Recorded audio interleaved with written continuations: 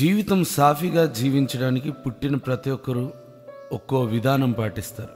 కొంతమంది అయితే ఆదివారం రాగానే న్యూస్ పేపర్లో వచ్చే ఆదివారపు ఎడిషన్ ఆఖరి పేజీలో ఉండే రాశి ఫలాలను చూసి దాన్ని బట్టి కూడా జీవితాన్ని నిర్ణయం చేసుకుంటారు.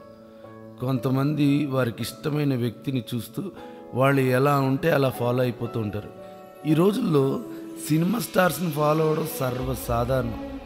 వాళ్ళ హెయిర్ స్టైల్, వాళ్ళ శరీర దారుఢ్యం, వాళ్ళ దినచర్యను, వాళ్ళు తినే ఆహారాన్ని ఫాలో అయిపోతూ ఉంటారు. మనం కూడా వాళ్ళలాగానే ఉండడానికి ప్రయత్నిస్తూ ఉంటాం, కానీ అయ్యే పని కాదు. ఎందుకంటే వాళ్ళు కూడా మనలాగానే మనుషులే కదా. మనం తలుచుకుంటే వాళ్ళకంటే కూడా పెద్ద స్టార్స్ అవ్వచ్చు. కొన్నిసార్లు దేవుని ఆశీర్వాదాలు మనం అనుకున్నట్టు ఉండకపోవచ్చు. యేసుక్రీస్తు పుట్టినప్పుడు తూర్పు దేశపు జ్ఞానులు చూడడానికి వస్తారు. యేసుక్రీస్తుని చూడడానికి వారికి ఉన్న ఆధారం నక్షత్రం.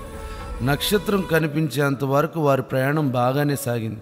కానీ ఒకానొక రోజు నక్షత్రం కనపడపోయేసరికి సొంత నిర్ణయాలు తీసుకుని హేరోదు రాజు గారి దగ్గరికి వెళ్తారు. మత్తయి సువార్త 2:2 యూదుల రాజుగా పుట్టినవాడు ఎక్కడనున్నాడు? తూర్పు దిక్కున మేము ఆయన నక్షత్రము చూసి ఆయనను పూజింపవచ్చుతామని చెప్పిరి. రాజు అంటే వాళ్ళకి ఉన్న ఆలోచన రాజు కోటలోనే పుడతాడని. వాళ్ళు అలా రాజకోట్లకి వెళ్ళడం వల్ల చాలామంది పిల్లలు చనిపోతారు. మనం కూడా మనుషులను లోకానుసారమైన అలవాట్లను అలవాటు చేసుకుంటే మనకు నిర్ణయించబడిన సరి అయిన గమ్యము చేరలేదు. విశ్వాసమునకు కర్త, దాన్ని కొనసాగించువాడైన యేసుక్రీస్తు వైపు చూస్తూ ఓపికతో మన ముందు ఉంచిన జీవితంలో పరిగెత్తాలి. ఎందుకంటే దేవుడు ప్రతి మనిషిని ప్రత్యేకంగా చేశాడు.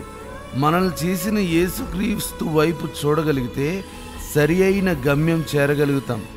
పేతురు యేసుక్రీస్తును చూసినంతసేపు నీళ్ళ మీద నడవగలిగాడు. ఎప్పుడైతే చుట్టూ ఉన్న పరిస్థితులు చూశాడో పడిపోతాడు.